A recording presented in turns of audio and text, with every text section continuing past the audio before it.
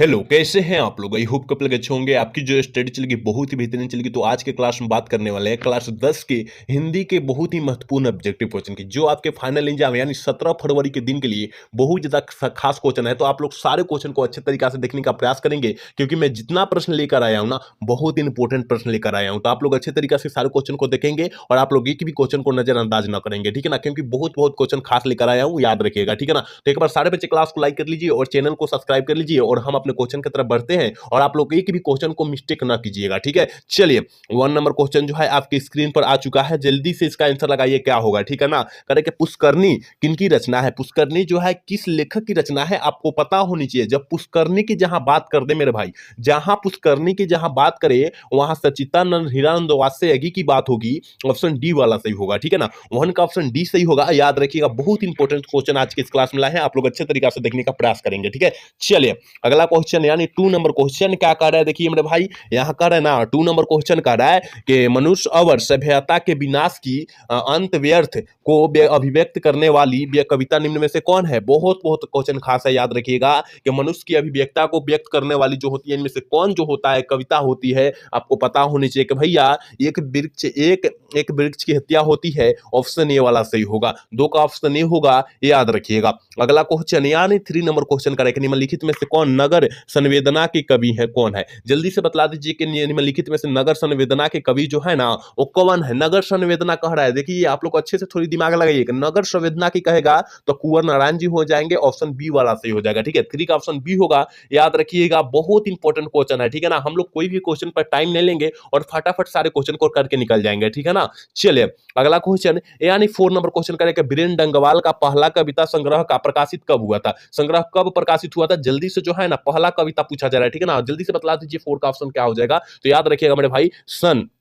सन 1991 ईस्वी में हुआ था, याद रखिएगा। तो कहां दिया है, देखिए ऑप्शन सी में दिया है, ऑप्शन सी वाला टिक कर देंगे, ठीक है? 4 का ऑप्शन सी होगा, याद रखिएगा। अगला क्वेश्चन 5 नंबर क्वेश्चन क्या करे कि अक्षर ज्ञान शीर्षक कविता कहां से ली गई है? अक्षर ज्ञान शीर्षक कविता जो है वो कहां से ली गई है? तो आपको पता होनी चाहिए मेरे भाई, कवि ने कहा से ली गई है। कवि ने कहा से अशोक वाजपेयी जी की रचना है, याद रखिएगा। ऑप्शन डी वाला सही होगा, ठीक है ना? चलिए, अगला क्वेश्चन 6 नंबर क्वेश्चन आपकी स्क्रीन पर पड़ा हुआ है, देखिए कह रहा है ना, नदिया मैदान बंगाल के बुलाए में मैं आऊंगा। यह पंक्ति जो है किस शीर्षक कविता से ली गई है? नदिया मैदान में, ठीक है ना, यानी फील्ड में, ठीक है ना? तो नदिया मैदान में बंगाल की बुलाएंगे तो मैं आऊंगा, तो इस किस कविता से जो है संबंधित एक कविता है? जल्दी से जो है 6 का ऑप्शन बतला दीजिए। तो याद रखिएगा, मैं लौट कर आऊंगा, मैं लौट कर फिर आऊंगा, याद रखिएगा। ऑप्शन ए वाला सही होगा, याद रखिएगा। आप लोग अच्छे से सारे क्वेश्चन को देखने का प्रयास करेंगे मेरे भाई, क्योंकि बहुत इंपॉर्टेंट क्वेश्चन मैं लेकर आया हूँ, ठीक है? अगला क्वेश्चन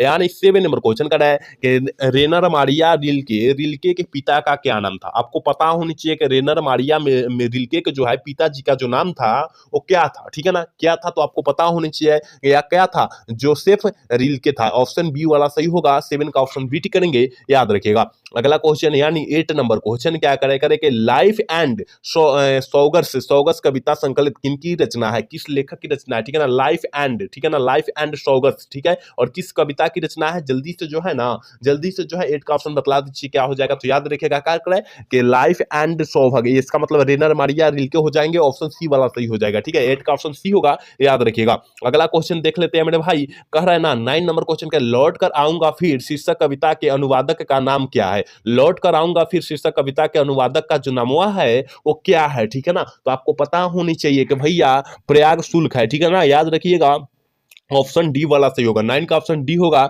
याद रखिएगा। अगला क्वेश्चन देख लेते हैं मेरे भाई, कह रहे थे अक्षर ज्ञान शीर्षक कविता में के ड को बेटा का क्या समझता है? देखिए ये बहुत इंपॉर्टेंट क्वेश्चन है, इस टाइप से भी क्वेश्चन आ सकता है, आपको याद रखिएगा 17 फरवरी को, ठीक है ना? तो क्या समझता है? के ड, ठीक है ना? और को बेटा को हम लोग क्या समझते हैं? तो याद रखिएगा 10 का ऑप्शन जो बच्चा, ऑप्शन ए टी किया होगा, याद रखिएगा, सही होगा, माँ कहा जाता है, ठीक है ना? याद रखिएगा। अगला क्वेश्चन यानी 11 नंबर क्वेश्चन करें कि गुरु नानक का जन्म स्थान नानक काना में साहब का अब कहाँ है? नानक कानक साहब का अब कहाँ पर है, ठीक है ना? वो जन्म स्थान कहाँ पर है? तो याद रखिएगा 11 का ऑप्शन जो बच्चा बच्चा ऑप्शन बी टिक किया होगा, बिल्कुल सही टिक किया होगा, ठीक है ना। चलिए अगला क्वेश्चन 12 नंबर क्वेश्चन क्या कहते हैं, रसखान किस राजवंश के उत्पन्न हुए थे, किस राजवंश में उत्पन्न हुए थे, रसखान जी पूछा जा रहा है, ठीक है ना। तो 12 का ऑप्शन क्या हो जाएगा, तो याद रखिएगा पठान राजवंश में जुड़े हुए थे, ऑप्शन जो हो जाएगा ऑप्शन बी वाला सही कर देंगे। याद रखिएगा बहुत बहुत खास क्वेश्चन है, आप लोग अच्छे तरीके से देख लेंगे। और अभी तक मेरे क्लास को लाइक नहीं किया और चैनल को सब्सक्राइब नहीं किया ना, तो सारे बच्चे एक बार कर लीजिए, सारे बच्चे कर लीजिए, ये सारे बच्चे जितने भी बच्चे देख रहे हैं वो सारे बच्चे कर लेंगे, ठीक है। अगला क्वेश्चन देख लेते हैं, करे कि तीहू तीहू तीहूपुर शब्द का अर्थ जौन होता है वो क्या होता है, तीहूपुर का अर्थ जौन होता है मेरे भाई वो क्या होता है, तो आपको पता होना चाहिए,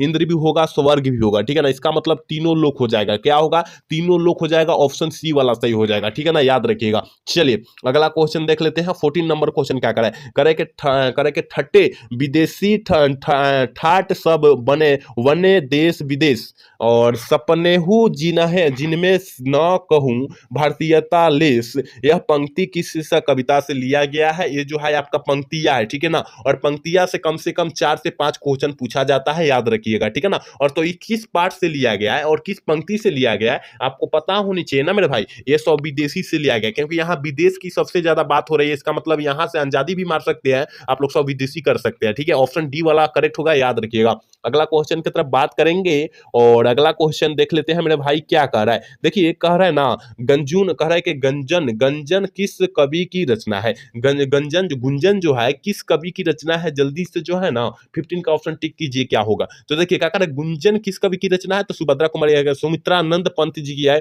ऑप्शन बी वाला सही होगा, ठीक है ना, ऑप्शन बी वाला सही होगा। 15 का ऑप्शन बी टिक करेंगे, याद रखिएगा।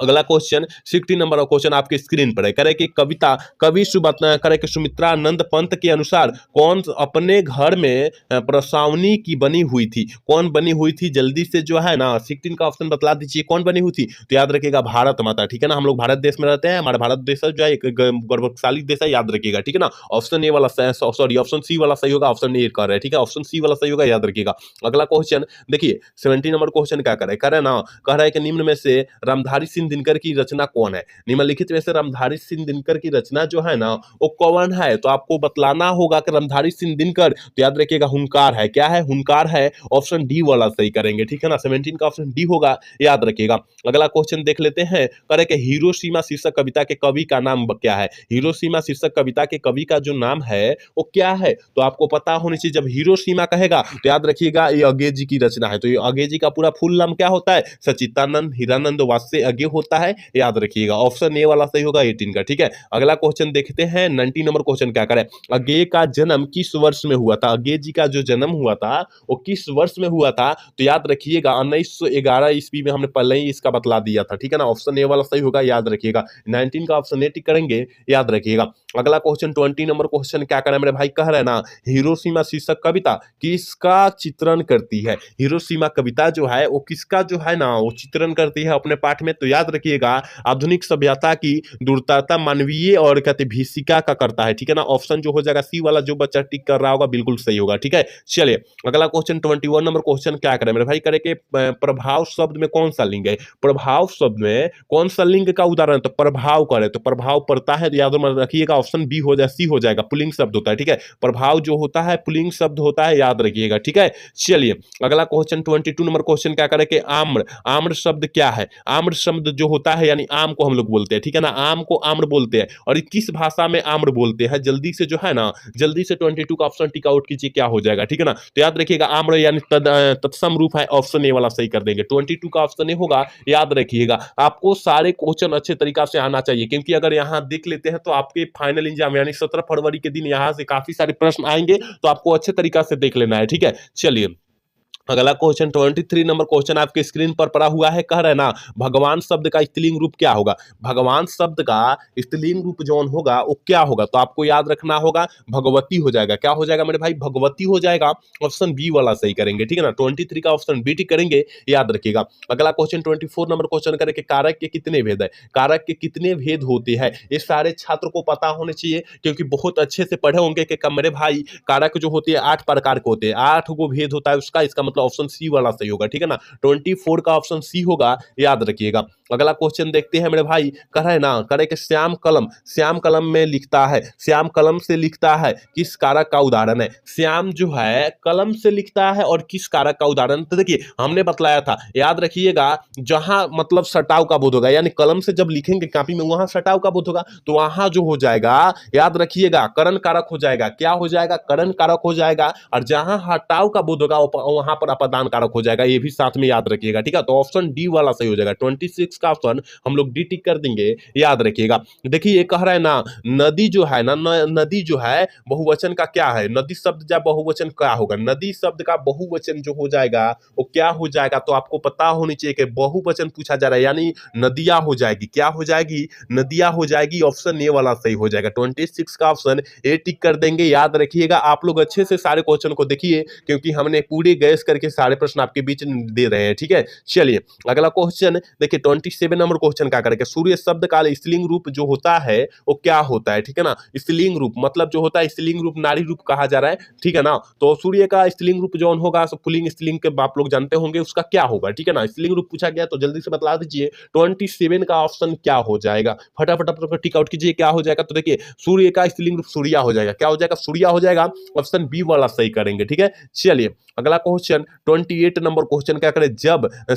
जब किसी वाक्य में पीरो दिए जाते हैं, पीरो दिए जाते हैं, तब वह वाक्य कहलाता है, क्या कहलाता है? जल्दी से जो है ना 28 का ऑप्शन बतला दीजिए मेरे भाई, क्या हो जाएगा? तो क्या करें कि जब एक शब्द जब किसी वाक्य में पीरो दिए होते हैं तो वह क्या कहलाता है? पद कहलाता है। क्या कहता है? पद कहलाता है। ऑप्शन सी वाला सही होगा, याद रखिएगा। अगला क्वेश्चन देख लेते हैं 29 नंबर क्वेश्चन करें, यह मेरा छोटा भाई अमित है, ये किस सर्वनाम का उदाहरण है? यह जो है किस सर्वनाम का उदाहरण है? तो देखिए वहां पर जो है ना पूरा स्पष्ट रूप से कहा गया है कि वह जो है ना वह मेरा छोटा भाई और अमित है, ठीक है ना? उसका नाम अमित था और वो अमित था, इसका मतलब निश्चित कहा गया है, ठीक है ना? निश्चित कहा गया है, इसका मतलब जो जाएगा निश्चयवाचक सर्वनाम हो जाएगा। ऑप्शन डी वाला सही हो जाएगा, ठीक है ना? क्योंकि यहाँ कंफर्म की बात किया जा रहा है कि हाँ कंफर्म जो है वो मेरा भाई अमित है, ठीक है ना? चलिए आज के क्वेश्चन 30 नंबर है और लास्ट क्वेश्चन है, याद रखिएगा। करे कि दुखी लोग की मदद करो, किस विशेषण का उदाहरण है? दुखी लोगों की मदद करना चाहिए, किस विशेषण का उदाहरण होता है? तो याद रखिएगा दुखी, यानी उसका जो है जो दुख पड़ेगा उसका मतलब गुण भाव का बोध होगा, या